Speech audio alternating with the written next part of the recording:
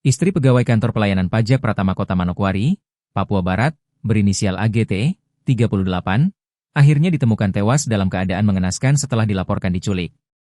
AGT ditemukan dalam kondisi sudah meninggal di dalam septic tank.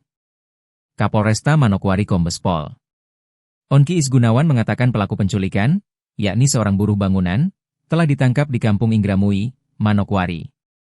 Jasad korban sudah ditemukan, dikubur di dalam septic tank sebuah bangunan baru di kawasan Reremi, kata Onki, Selasa petang, 11 November 2025, dikutip dari Tribun Papua Barat. Onki berkata jasad AGT akan divisum dan diatupsi dulu di RSUD Manokwari sebelum diserahkan kepada pihak keluarga. Manfaat visum dan autopsi sangat penting untuk kepentingan hukum dan penegakan kebenaran. Visum adalah laporan medis yang dibuat oleh dokter untuk mendokumentasikan kondisi medis korban, baik hidup maupun mati, dan digunakan sebagai alat bukti.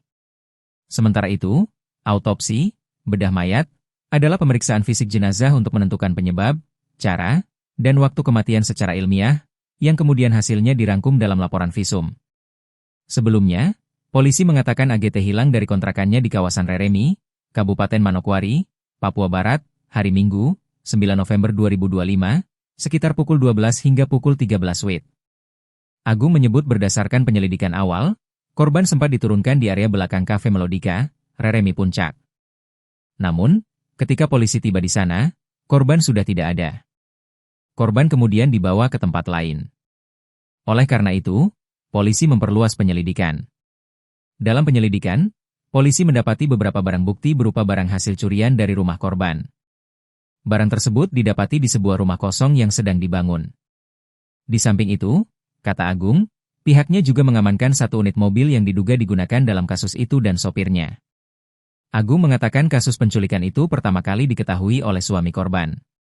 Suami korban lalu melaporkannya kepada Sentra Pelayanan Kepolisian Terpadu, SPKT, Polresta Manokwari. Polisi, kata Agung, menduga kasus itu merupakan tindak pidana yang disertai penculikan. Tindakan itu terjadi ketika suami korban sedang bekerja di kantor. Download Tribun X sekarang, menghadirkan lokal menjadi Indonesia.